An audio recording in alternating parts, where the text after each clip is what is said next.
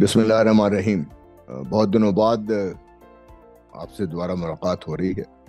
इस दौरान बहुत कुछ हुआ और बहुत कुछ बातें भी हुई। मैं ये देख के हैरान हूँ कि पाकिस्तान का जो डिस्कोर्स है, नेशनल लेवल पे जो डिबेट है, बड़ी सतही से होकर रह गई है। फलाने ने ये कह दिया तो उस पर सारा दिन प्रोग्राम होते रहते हैं, फलाने ये ने कहा तो उससे प्रोग्राम होते रहते हैं, फलाने को गिरफ्तार कर लिया उस पर प्रोग्राम होते रहते हैं। ये रूटीन के मामलात है, चलते रहते हैं। और हम इस डिबेट में इस कदर महव हैं कि हमें ये नहीं पता कि पाकिस्तान के इर्द गिर्द क्या हो रहा है, दुनिया में क्या हो रहा है, उसके पाकिस्तान पे इम्पैक्ट क्या होंगे। अमेरिका में बहुत बड़ी एक तब्दीली आई है, अगर आपने गौर किया हो। जो बाइडन साहब जो सिटिंग प्रेसिडेंट थे, एक डिबेट में हिस्सा लिया, जो अगली नेक्स्ट साल की जो प्रेसिडेंशियल डिबेट है, उसके बाद उनको बिठा दिया गया। और उनकी जगह भी जो उनकी वाइस प्रेसिडेंट थी कमला हैरिस, वो अभी मुकाबला कर रही है ट्रम्प साहब का। कमला हैरिस के बारे में एक आध दो दफ़ा मैंने देखा है, कोई बातचीत हुई हो, लेकिन हम जनरली गौर नहीं कर रहे कि क्या हो क्या रहा है अमेरिका में, यह सब कुछ हुआ कैसे हुआ और इसकी क्या वजूहत हैं, क्या इम्पैक्ट हो सकता है पाकिस्तान पे जो कुछ हुआ है इसका।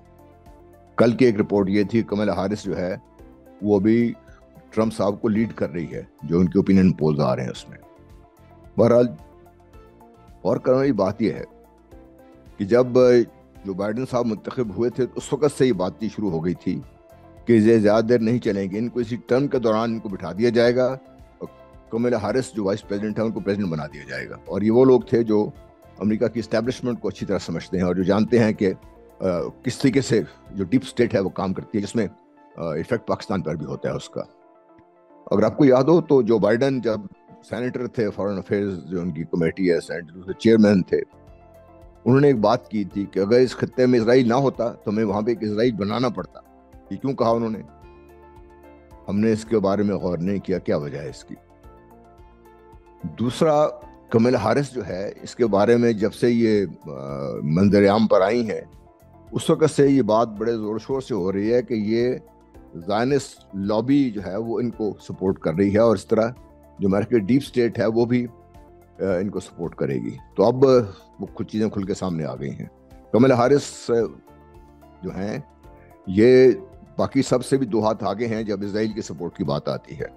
तो लग यूँ रहा है कि अमेरिका में जो ज़ायनिज़्म, जो ज्यूइश ज़ायनिज़्म है और जो उनसे मुत्तफिक हैं लोग और जो डीप स्टेट है, वो इस बात पे मुत्तफिक हो गए हैं कि ट्रम्प साहब की ज़रूरत नहीं है। ऐसे शख्सियत को सामने लाया जाए जो खुलम खुला इजराइल की हमायत में हो। जब इजराइल की हमायत होगी तो आमतौर पे हम ये कहते हुए कतराते हैं, लेकिन मैं ये वादा करना चाहता हूँ कि कम अज़ कम मेरी जो सोच है हो सकता है गलत हो, कि इजराइल की जितनी ज़्यादा हमायत होगी मुसलमानों के उतने ही खिलाफ बात जाएगी।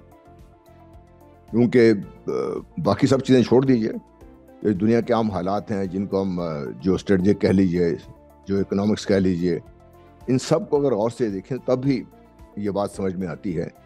जो बाइडन साहब ने जब कहा था कि इस खत्ते में इजराइल ना होता तो हमें बनाना पड़ता, और अब जो एक बहुत बड़ी सपोर्टर हैं जो ज़ायनिज़्म की, इजराइल की, और जिन्होंने कोशिश ही नहीं की कि जो गज़ा में जिस तरीके से जो कुछ हो रहा है उसका कंडेमेनेशन करें, तो वो तो एक चीज़ आपके सामने मैं ये रखना चाहता हूँ।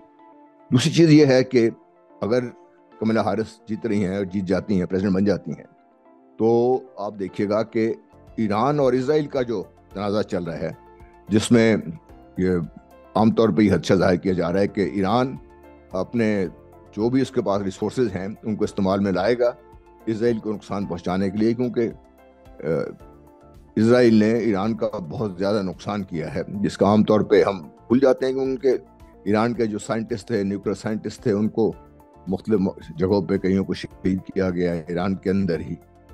और फिर आप ये देखें कि जो उनकी जो रिलेटेड न्यूक्लियर से जो भी रिलेटेड थी कि लीडिंग पर्सनैलिटीज़ थी, उनको भी मुख्तलिफ जगह पर मुख्तलिफ मौके पर शहीद किया गया। तो अब जो तनाज़ा जो है स्टेज पे पहुंच चुका हुआ है कि इसका कुछ ना कुछ होगा। और इजराइल की तरफ से ये जो इत्तलात आ रही हैं कि उन्होंने ये कहा है कि अगर ईरान ने हमला किया तो बहुत खुल के सामने आएंगे और शदीद किस्म का रिएक्शन देंगे। और इसकी सपोर्ट इस तरह से भी हो रही है कि अमेरिका ने एडिशनल जो बहरी ताकत है उसको हमारे खत्ते में मूव कर दिया हुआ है।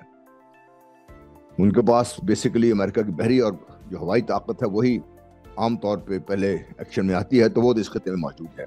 اسرائیل اپنی تیاری کر رہا ہے اور ایران بھی اس ساری چیز کو دیکھ رہا ہے اور ایران کا ریئیکشن بھی ایکسپیکٹڈ ہے. اس ساری صورتحال میں اگر جو کھل کے سپورٹر ہیں اسرائیل کی وہ جیت جاتی ہیں الیکشن تو پھر آپ اندازہ کیجئے اس خطے میں کیا ہوگا. تو میں بات اس لیے کر رہا ہوں کہ یہ چیزیں غور کرنے والی ہیں جو لانگ ٹرم ایفیکٹ پاکستان پہ خطے پہ ہوگا, جس کا ڈیفینیٹلی پاکستان پہ اثر پڑے گا. اور ہمارے جو صاحب رائے لوگ ہیں جو بات سمجھتے ہیں وہ اس طرف آ نہیں رہے, میڈیا ہمارے اس طرف آ نہیں رہا. میڈیا کو سوائے چھوٹی موٹی چیزوں کو ڈسکس کرنے کا اور کوئی بات ہے نہیں ہے.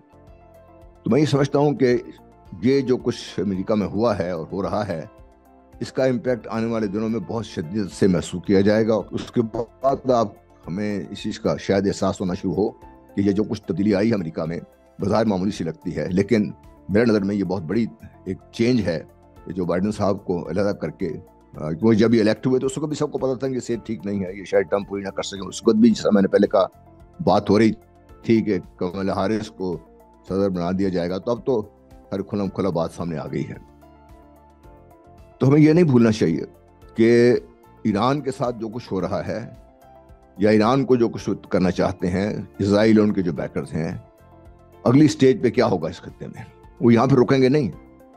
اصل نشانہ پاکستان ہے اور پاکستان کو, پاکستانیوں کو, اور جو ہمارے تھنک ٹینکس ہیں, جو بھی ہمارے اوپینین میکرز ہیں, ان کو یہ بات سمجھنی چاہیے اور اپنے آپ کو اس بارے میں تیار بھی کرنا چاہیے, سوچنا بھی چاہیے.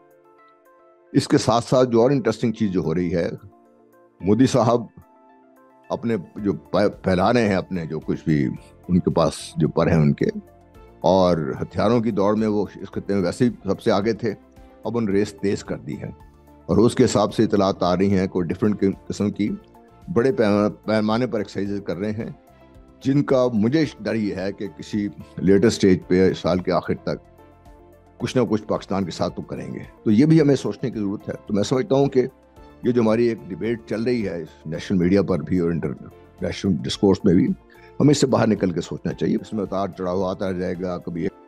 یہ جو غور کرنے والی چیزیں ہیں ان کے بارے میں نے آپ سے بات کرنی تھی. بہت بہت شکریہ. امید ہے کہ جو میری بات دیکھ رہے ہیں, سن رہے ہیں, وہ اس بات پہ غور کریں گے, اس بات پہ اپنی رائے ضرور دیں گے. بہت بہت شکریہ. السلام علیکم.